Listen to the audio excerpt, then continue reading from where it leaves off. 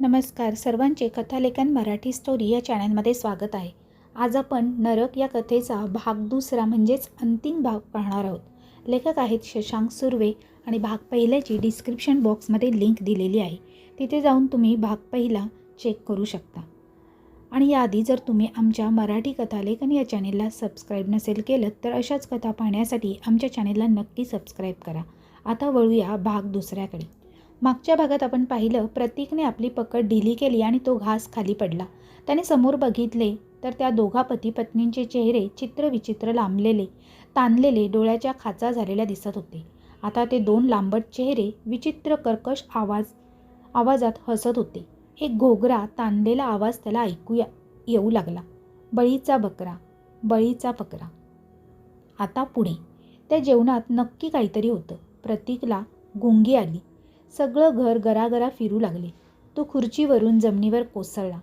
त्याने बघितले की दोन ताणलेला हात त्याच्या एका हाताला पकडून त्याला फरफटत आतल्या खोलीत नेत आहेत. अर्धवट डोळ्याने त्याने बघितले की ती म्हातारी त्याच्या मागे मागे चालत येत आहे. त्या हॉलमधील प्रकाशाने त्याची साथ सोडली होती. त्याच्या गुंगीत असलेल्या डोळ्यांना आता काळोख दिसत होता. फरफटत नेल्यामुळे पाठीत कळा मारत होत्या. त्या लाकडी पायऱ्यावरचा एखादा बाहेर आलेला खिळा प्रतीकच्या पाठीची कातडी ओरबाडून घ्यायचा. त्याला फरफटत नेत असताना त्या दोघांचे काहीतरी बोलणे सुरू होते. आता प्रतीकचे डोळे बंद झाले होते. त्या दोघांनी त्याला एका अंधाऱ्या खोलीत टाकले होते. त्या लाकडी जमिनीवर एक त्रिकोणी मोठे चिन्ह होते. ते चिन्ह आखलेले नव्हते, काळ्या राखेने बनले होते. त्रिकोणाच्या भोवती कसली तरी चिन्हे, मंत्र उमटले होते. मनोहर यांनी प्रतीकला बरोबर त्या त्रिकोणाच्या मध्ये झोपवले.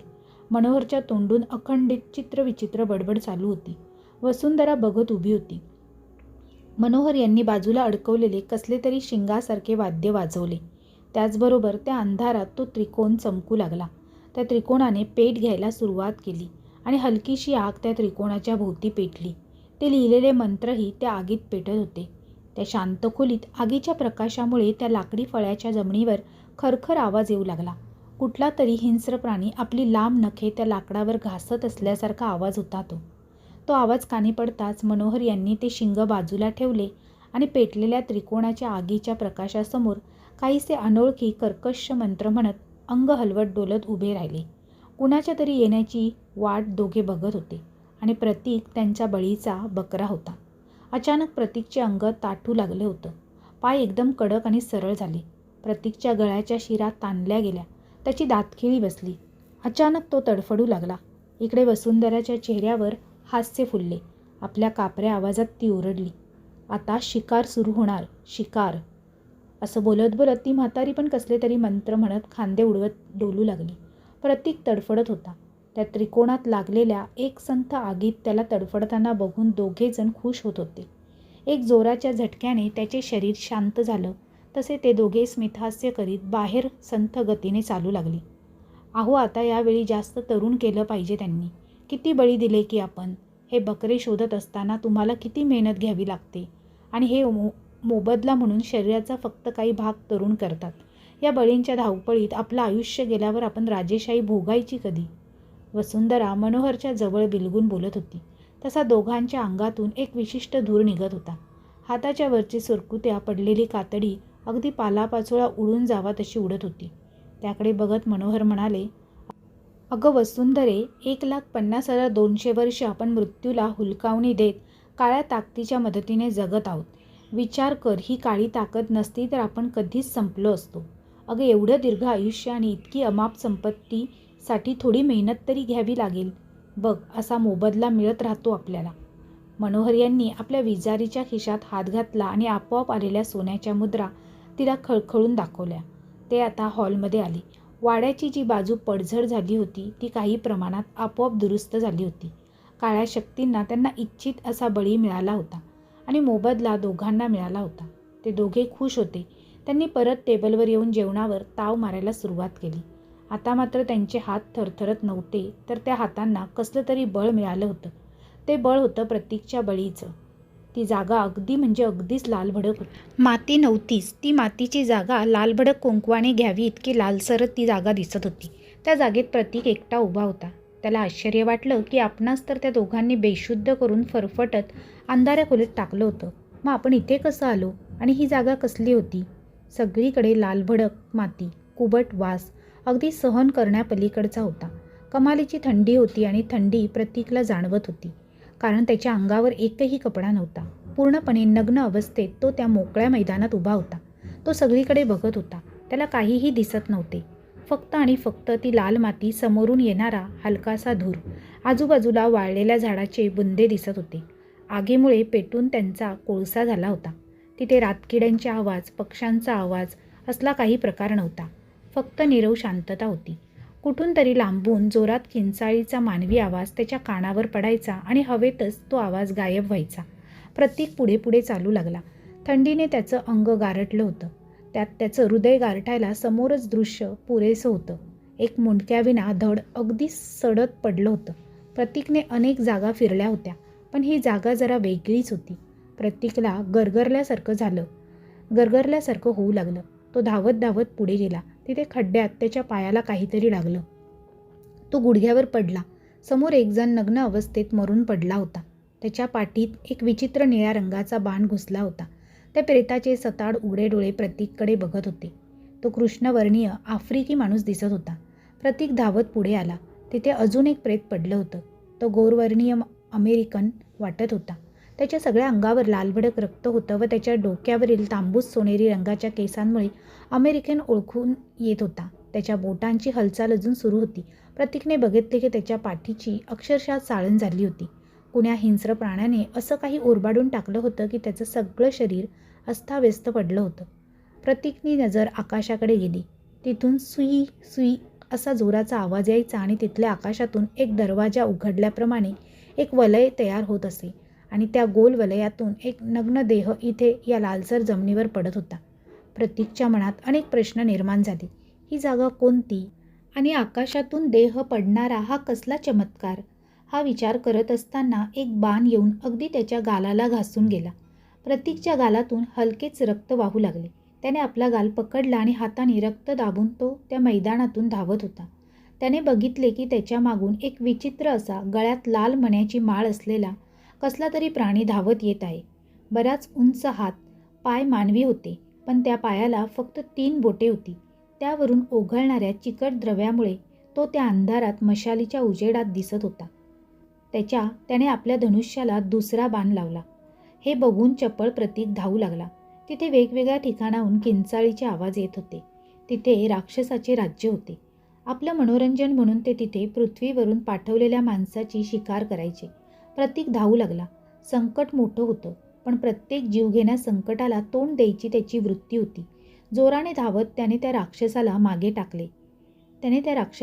टाकले होते. आज प्रथमच त्याच्या डोळ्यात अश्रू होते. जोरात धावून त्याला भयानक दम लागला होता. त्याला घासून एक भला मोठा केसाळ राक्षस गेला. त्याची शिकार पुढे पळत होती. तो त्याच्या शिकारीकडे धावला. प्रतीककडे बघितले देखील नाही. प्रतीक धावत धावत एका दगडी भिंतीजवळ आला. त्या भिंतीवर वेगवेगळी शिल्पे कोरली होती. त्या उंच दैत्य राक्षसाला त्याने खूप मागे टाकले होते. ते शिल्प प्रतीक निरखून बघत होता. त्यावर ते राक्षस मानवाची शिकार करत होते आणि एक मोठा दैत्य हे सगळं बघत होता. असं काहीसं शिल्प होतं. आता प्रतीक समजून चुकला होता की आपण पूर्णतः अडकलो आहोत. आजूबाजूला पडलेले मृतदेह, हाडाचे सांगडे, त्या सडलेल्या जीर्ण झालेल्या प्रेतात घुसलेले ते निळ्या रंगाचे बाण, सगळं काही एकदम नरक समान होतं. मागे त्याने एका पुस्तकात वाचलेल्या नरकाचे वर्णन अगदी जसेच्या तसे इथे होतं. प्रतीकने जोरात श्वास घ्यायला सुरू केली. परिस्थितीचा सामना तर केला पाहिजे. तो आधीपासून धाडसी होता, पण ही वेळ म्हणजे त्याचा आणि त्याच्या धाडसाचा अंत बघणारी होती. प्रतीक एका टेकडीवर उभा होता. त्या जागेची ती शेवटची तटबंदी होती आणि त्या भिंतीवर वेगवेगळी शिल्प कोरली होती. प्रतीकने टेकडीवरून बघितलं. मशालीच्या उजेडात सगळी जागा प्रकाशित होती. लोकांच्या ओरडण्याचे आवाज येत होते. एक घायाळ तरुण कुठल्या तरी वेगळ्या भाषेत रक्तबंबाळ होऊन त्याच्या समोरून जात होता. त्याच्या विचित्र मातृभाषेत पूर्णपणे नग्न अंगावर रक्ताची लाली घेऊन तो प्रतीक समोरून जात होता. त्याची भाषा प्रतीकला समजत नाही हे बघून त्याने हेल्प हेल्प असं ओरडायला सुरुवात केली. त्याचबरोबर एक निळा बाण त्याच्या पाठीत घुसला आणि तो खाली कोसळला. त्याचबरोबर एक उंच लांब पायाचा विचित्र जीव त्याच्या मागे धावत आला. त्याने त्या रक्तबंबाळ तरुणाला खाली पडले आणि त्याच्या पाठीवर आपल्या तीक्ष्ण नखांनी प्रहार करून ठार करू लागला. त्या विचित्र जीवाची जीभ तोंडाबाहेर लटकत होती आणि त्याच्या बोटाच्या उंची एवढा दात त्याने तोंड उघडताच दिसत होता. प्रतीकच्या अगदी समोर हा प्रकार चालू होता, पण त्याच्या मागे लागलेला जीव हा नव्हता. कारण प्रतीकने बघितले होते की त्याच्या गळ्यात लाल रंगाच्या मण्याची माळ होती. त्या जीवाने आकाशाकडे बघितलं आणि एक कर्णकर्कश किंचाळी ठोकली. त्या तरुणाच्या उजव्या हाताची एक बोट तोडून त्याने आपल्या कंबरपट्ट्याला खोवले होते. त्याने आपले धनुष्यबाण खाली ठेवले आणि छाती बडवून आपला विजय साजरा करू लागला. प्रतीक समजून चुकला होता की मानवी शिकार करणारे हे प्राणी वेगळेच आहेत. काहीसे उंच, चिकट अंगाचे, लांब पाय तसेच विद्रूप तोंडाचे प्राणी फक्त त्याने हॉलिवूड चित्रपटात बघितले होते. ही दुनिया वेगळी आहे. प्रतीक अगदी समोर उभा होता, पण त्या प्राण्याला तो दिसत नव्हता. त्या प्राण्याच्या कानठळ्या बसणाऱ्या आवाजाने प्रतीक शहारला होता. हे राक्षस, एलियन की आणखी कोण? हा विचार करण्याचा प्रतीककडे आता अजिबात वेळच नव्हता. बहुतेक तो खाली मरून पडलेला तरुण त्या प्राण्याचे टार्गेट असावा. त्यामुळे प्रतीक त्याला दिसत नसावा असा कयास प्रतीकने बांधला आणि तो बहुतेक खरा होता. प्रतीक अगदी त्याच्या जवळ जात होता, पण तो विचित्र प्राणी खालच्या तरुणाला ओरबडण्यात आणि आपला विजय साजरा करण्यात व्यस्त होता. प्रतीकने हळूहळू दबक्या पावलांनी जात त्या दैत्य प्राण्याने ठेवलेले धनुष्य आणि बाणांचे भाते उचलले आणि ते भाते आपल्या पाठीला अडकवले. आता लढायला त्याच्याकडे शस्त्र होते. आता समोर एक दैत्य प्राणी होता, पण त्याची शिकार पूर्ण झाली होती. पण तो ज्याची शिकार होता तो दैत्य अजून तरी दिसत नव्हता. रक्तामांसाचा खच तुडवत धनुष्यावर बाण चढवून तो त्याच्यासाठी येणाऱ्या दैत्य प्राण्याची वाट बघत होता. बहुतेक सगळीकडून आवाज येणे बंद झाले होते. एक कसलं तरी वाद्य दुरून ऐकू आलं तसा तो दैत्य प्राणी बेचैन झाला. त्याने खाली चाचपले, पण त्याला आपले धनुष्यबाण सापडले नाहीत. तो इकडे तिकडे बघू लागला. त्याची ही बेचैनी प्रतीक एका दगडामागून बघत होता. ते कर्कश वाद्य पुन्हा वाजलं. त्याचबरोबर आपल्या लांब हाताच्या नखांनी त्या दैत्य प्राण्याने समोरचे वाळलेले झाड रागाने ओरबाडले आणि तो वेगाने धावत अंधारात गायब झाला. बहुतेक ते वाद्य म्हणजे त्यांच्या शिकारीची वेळ संपली होती आणि त्यांना बोलावणं आलं होतं. प्रतीकला आता काळजी वाटू लागली, कारण त्याची शिकार करायला आलेला दैत्य प्राणी अजून काही त्याला दिसत नव्हता. लांबून लांबून सगळे दैत्य प्राणी कर्कश आवाज करत पळत आपल्या ठिकाणी पोहोचत होते. प्रतीकला एका झाडावर सळसळ जाणवली. त्याने लगेच आपल्या बाणाचे टोक त्या दिशेला फिरवले. तिथे झाडांना ज्या मशाली बांधल्या होत्या त्या मशालीचा प्रकाश त्या तिथे पोहोचत नव्हता. त्या अंधारात लाल भडक डोळे चमकत होते. प्रतीक आता सावध झाला होता. त्याने त्या झाडावरच्या लाल डोळ्यावर निशाणा लावला होता. तिथे प्रचंड थंडी होती. त्यात तो पूर्णपणे नग्न होता.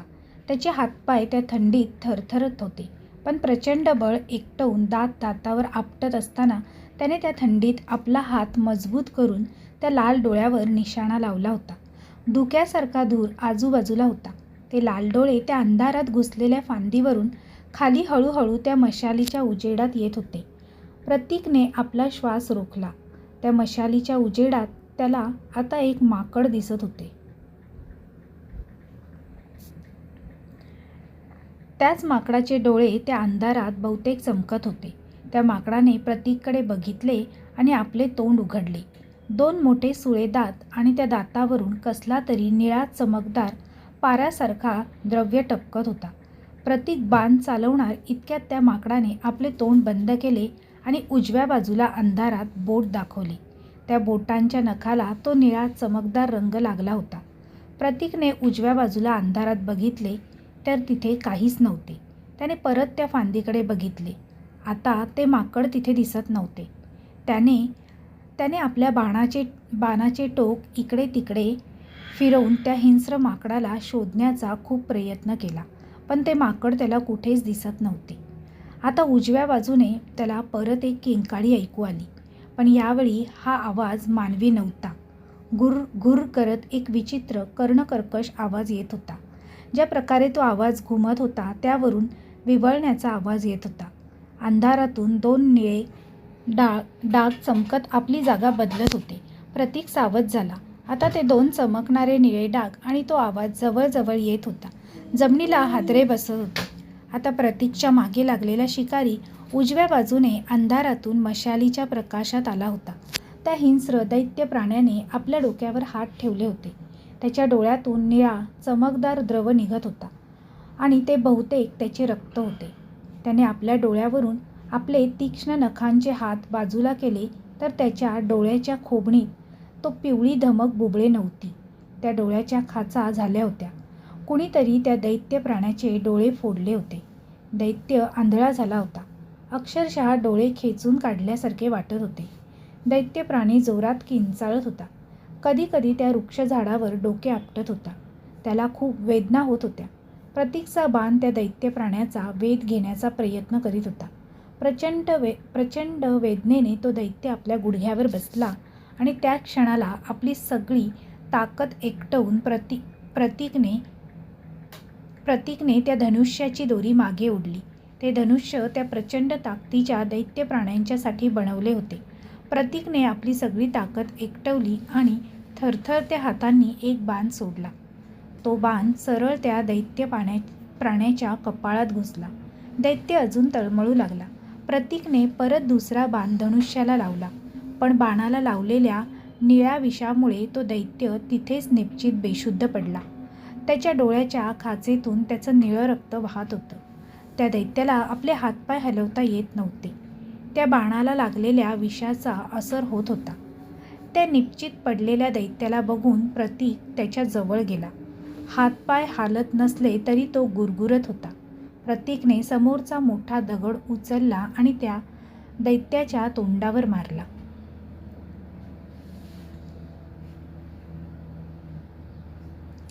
त्या चिकट तोंडाच्या चिंधड्या उडाल्या होत्या. त्याच्या डोक्याचा चेंदामेंदा झाला होता. काही वेळ तो तसाच तळमळत शेवटी तो दैत्य शांत झाला. त्याचा खेळ खलास झाला होता. आता तो मृतदेह वितळू लागला. त्याचे शरीर वितळून एका गरम लाव्हासारखे द्रव्य त्यातून वाहू लागला. हे बघून प्रतीक सावध झाला आणि तो मागे सरकला. त्या दैत्याचे पूर्ण शरीर वितळत होते. अचानक त्याच्या छातीतून एक लाल प्रकाश बाहेर पडला. तो प्रकाश आकाशात पसरला होता. सगळं आकाश लाल भडक दिसत होतं. त्या जमिनीची माती तर लाल होतीच, पण आता त्या मृत शरीरातून बाहेर पडलेल्या लाल प्रकाशामुळे ते त्या शिकारीसाठी निर्माण केलेल्या बेटाचे ते आकाश पण लाल भडक दिसू लागलं होतं. तो कसला तरी संकेत नक्कीच होता, कारण तो प्रकाश सगळीकडे पसरताच लांबून परत ती रणवाद्य वाजू लागली. विचित्र ओरडण्याचा किंचाळी ऐकू एकदम येऊ लागल्या. त्याच्यातला एक राक्षस मारला गेला होता. शिकारी स्वतः शिकार झाला होता. त्याचे सहकारी चवताळले होते. ते एकसाथ धावत त्या मृत शरीराच्या छाताडातून निघत असलेल्या लाल प्रकाशाच्या दिशेने येत होते. प्रतीक आता घाबरला.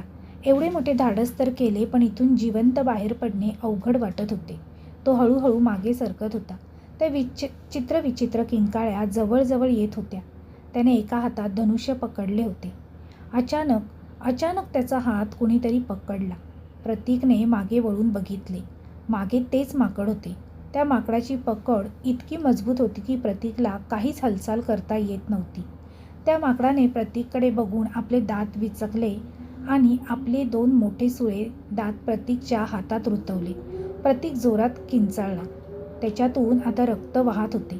तो दैत्यांचा सामूहिक किंचाळीचा आवाज जवळ येत होता, पण त्या माकडाच्या मजबूत पकडीमुळे त्याला आपला हात हलवता येत नव्हता. प्रतीकने शेवटी आपले डोळे घट्ट बंद केले आणि एकदा आपली सर्व ताकद एकवटून ओरडला. त्याचे डोळे बंदच होते, पण तो भयान त्या दैत्यांच्या किंचाळीचा आवाज अचानक बंद झाला होता. प्रतीकने हळूहळू आपले डोळे उघडले. तो त्याच खोलीत होता ज्या खोलीत त्याला मनोहर आणि वसुंधरा यांनी ओढत आणले होते. त्या चाव्यामुळे प्रतीक शुद्धीवर आला होता आणि शुद्धीवर आल्यामुळे तो या दुनियेत पोहोचला होता. तो हळूहळू उठून बसला. त्याचबरोबर ते जळत असलेलं त्रिकोण हळूहळू विझू लागलं. त्या खोलीत 2 मशालीचा उजेड होता. प्रतीकने आजूबाजूला बघितले. आजूबाजूला कोणीच नव्हते. त्याने आपल्या हाताकडे बघितले तर त्या माकडाने चावलेल्या जागेतून अजूनही हलकंसं रक्त वाहत होतं. त्याच्या दाताचे व्रण प्रतीकच्या हातावर उमटले होते. प्रतीकला घाम फुटला होता. त्याने आपले अंग चाचपून बघितले. त्याच्या अंगावर कपडे होते. सगळा प्रकार प्रतीकला आता समजला होता. आता सर्व त्याच्या लक्षात आले होते. त्या लालभडक मातीच्या जागेत त्याने एक शिल्प नजरेखालून घातले होते. ती एक वेगळीच दुनिया होती. भूतलावरचे लोक आपल्या स्वार्थासाठी जिवंत लोकांच्या आत्म्याचा सौदा तिथे करत होते. तो जळता त्रिकोण म्हणजे या दुनियेतून त्या दुनियेत जाण्याचा दरवाजा होता. मनोहर आणि वसुंधरा आत्म्याचे व्यापारी होते आणि काम झाल्यावर त्यांना मोबदला, रुपी पैसा आणि काही प्रमाणात तारुण्य मिळत होते. हे सगळं अगदी पूर्वापार चालू होतं. ते शिकार करणारे लोक नेमके आणि नक्की राक्षस, एलियन किंवा इतर कोणी, हा प्रश्न प्रतीकला पडला होता. पण हा सगळा विचार करायला आता त्याच्याकडे वेळ नव्हता. आपण जिवंत वाचलो हेच त्याच्यासाठी महत्त्वाचे होते. कारण अनेकांचे मुर्दे तिथेच सडत असताना त्याने बघितले होते. आणखी एक प्रश्न त्याच्या मनात होता की त्या जागेत आत्म्याचे शिकार होते तर मग इथे बाकी राहिलेल्या निर्जीव शरीराचे काय होते? खूप प्रश्न होते. आता याचे उत्तर फक्त मनोहरच देऊ शकणार होता. आता प्रतीक सावध होता आणि त्याच्या हातात आता तो धनुष्य आणि दुसऱ्या हातात काही विषारी निळे बाण होते. त्या जगातून त्याच्याबरोबर हे हत्यार त्याच्याबरोबर आले होते. विषारी बाणांचा भाता प्रतीकने पाठीला अडकवला आणि धनुष्य घेऊन हळूहळू सावधपणे तो त्या खोलीतून बाहेर पडला. मनोहरचा वाडा त्याला त्या दैत्यांनी दिला होता. खूप प्रशस्त असा तो वाडा होता. प्रतीकने धनुष्यावर बाण चढवला. मनोहर आणि वसुंधरा हॉलमध्ये असतील हे त्याला माहीत होते. पण त्याने बाकीच्या खोल्यांची झडती घ्यायचे ठरवले. दारांना लॉक नव्हते. त्याने एक दार उघडले आणि तो आत शिरला. या खोलीत अंधार नव्हता. एकदम झगमग लाईट दिसत होती. त्या खोलीत 4-5 टेबल आणि त्यावर कॉम्प्युटर दिसत होते. प्रतीक जवळून गेला. त्याला त्या जागेवरून इथंच यायचं आमंत्रण होतं. तो हाच आयडी होता. अजूनही 3-4 कॉम्प्युटर तर सतत रिप्लाय येत होते. प्रतीकने लगेच त्या सगळ्या कॉम्प्युटरवरचे सगळे आयडी त्याने सगळ्या कॉम्प्युटरवरचे ब्लॉक करून टाकले. तो आता त्या खोलीतून बाहेर पडला. प्रतीक पुढच्या खोलीकडे निघाला. पुढची खोली मोठी दिसत होती. तिच्या भिंतीला हात लावताच प्रतीकला प्रचंड गारठा जाणवला. त्या खोलीला लोखंडी दार होते. प्रतीकने जोरात ते दार उघडले आणि त्याने आपला हात नाकाला लावला. समोरचं दृश्य बघून त्याला प्रचंड धक्का बसला. ती खोली खूप मोठी होती आणि ते एक शीतगृह होते. त्या शीतगृहात त्या मोठ्या अँगलला अनेक जवळपास 50च्या वर प्रेते लटकवली होती. त्या प्रेतावर बर्फ साठला होता. प्रचंड दुर्गंधी सुटली होती. प्रतीक त्या प्रेताच्या जवळ जाऊन निरखून बघू लागला. कोणी कॉम्प्युटर फिटर, कोणी इलेक्ट्रिशियन, कोणी पवनचक्की बसवणारा, असे अनेक लोक त्यांच्या युनिफॉर्मवरून त्याला ओळखू येत होते. इथे मोठी रक्कम देण्याच्या आमिषाने मनोहरने त्यांना बोलावले होते आणि काम झाल्यावर त्यांचा सौदा केला होता आणि त्या मोबदल्यात स्वतः तरुण राहून आयुष्य जगत होते. एका ओळीत सगळे मृतदेह लटकवले होते. प्रतीकने सगळ्याची पाहणी केली. मागून काही प्रेतांचे हातपाय पण गायब होते. ही 2 राक्षस मंडळी आता मानवी मांस पण आवडीने खाऊ लागली होती. प्रतीकला आशा होती की कुणी यात अडकून असेल तर त्यांचा जीव वाचवता येईल. पण इथे तसं नव्हतं. प्रतीक बाहेर आला. त्याने धनुष्याला बाण चढवला होता. तो सरळ हॉलमध्ये आला. त्याला बघून हसत खेळत मांसाहार करणारे मनोहर आणि वसुंधरा दोघेही हादरले. ते जागेवरच उठले. प्रतीकने निशाणा लावला आणि धनुष्याची दोरी ताणवून एक बाण सोडला. तो बाण सरळ वसुंधरा देवीच्या कपाळात घुसला. वेगाने सोडलेला बाण डोक्याच्या आरपार झाला होता. त्या बाणातील विष तिच्या शरीरात उतरत होतं. तसं तिचं शरीर विरघळू लागलं. काही वेळात तिच्या शरीराचं पाणी झालं होतं आणि फक्त त्या शुभ्र फरशीवर तिच्या हाडाचा सांगडा आता उरला होता. हे बघून मनोहर प्रचंड चिडले. जिच्याबरोबर अजून आयुष्य जगण्यासाठी ते दुसऱ्याचा बळी देत होते तीच आता गतप्राण झाली होती. प्रतीक दुसरा बाण धनुष्याला लावणार इतक्यात मनोहर लडबडत धापा टाकीत धावत आले आणि त्यांनी प्रतीकला ढकलण्याचा प्रयत्न केला, पण तो जागचाही हल्लाही नाही. मनोहरला त्याने गळ्याला पकडलं आणि काही अंतर वर उचलून जोरात त्या टेबलावर आपटलं. प्रतीकला एवढी ताकद आली कुठून?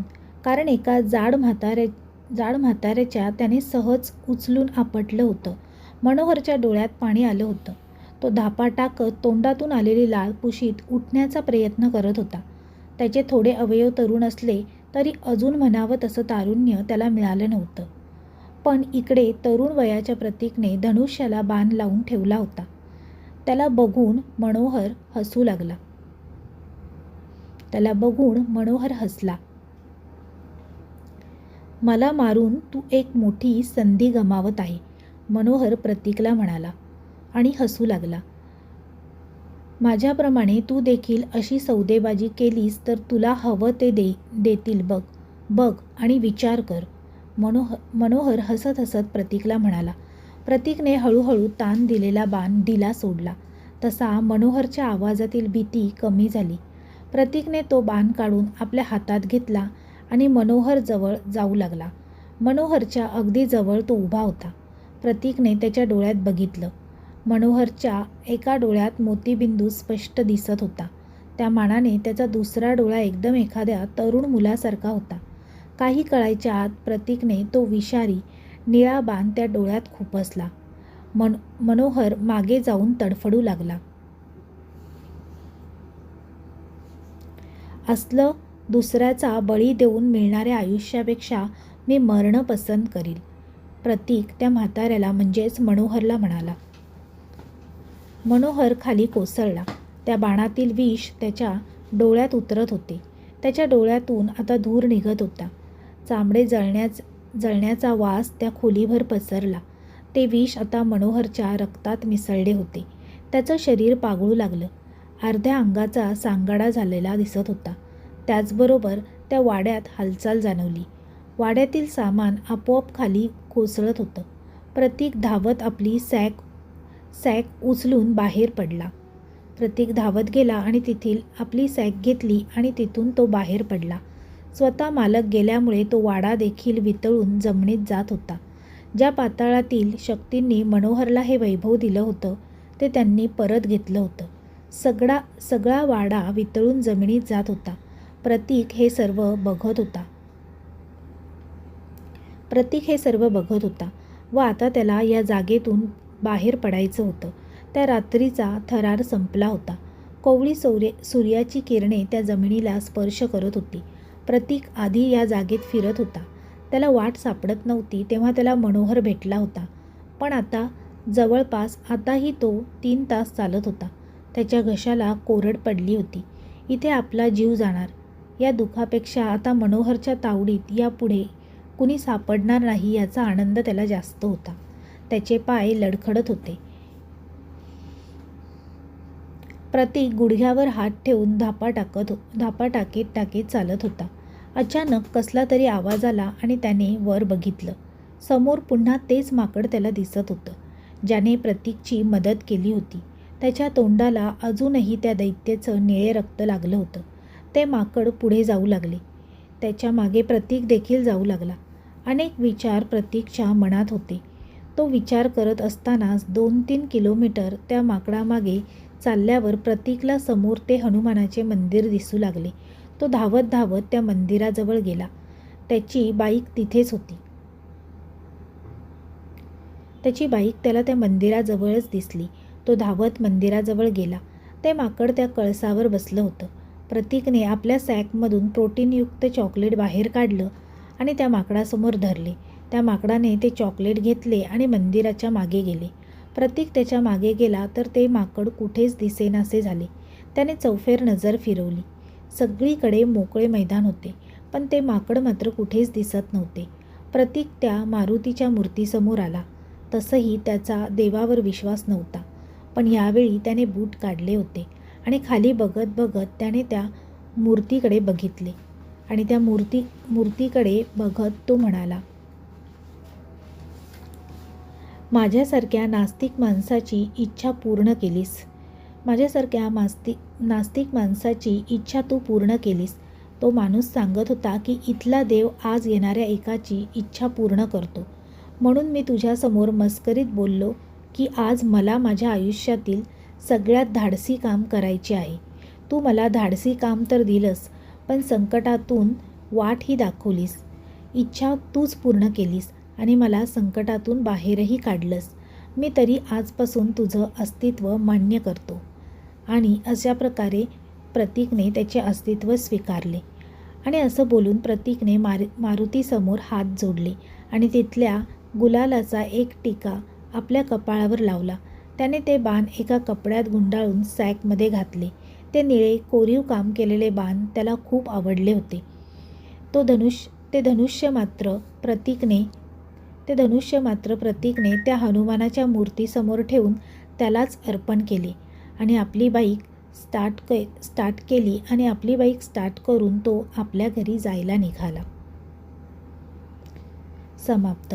तर मित्रमैत्रिणींनो, ही कथा कशी वाटली हे कमेंटद्वारे कमेंट करून नक्की कळवा. कथा आवडली असेल तर कथेला लाईक करा आणि शेअर करा. त्याचप्रमाणे तुम्हाला आमचा कथालेखन मराठी स्टोरी हा चॅनल आवडला असेल तर चॅनेलला सबस्क्राईब करायला विसरू नका. पुन्हा भेटूया अशीच एक छानशी आणि सुंदर कथा घेऊन. तोपर्यंत सर्वांना धन्यवाद. Bye bye.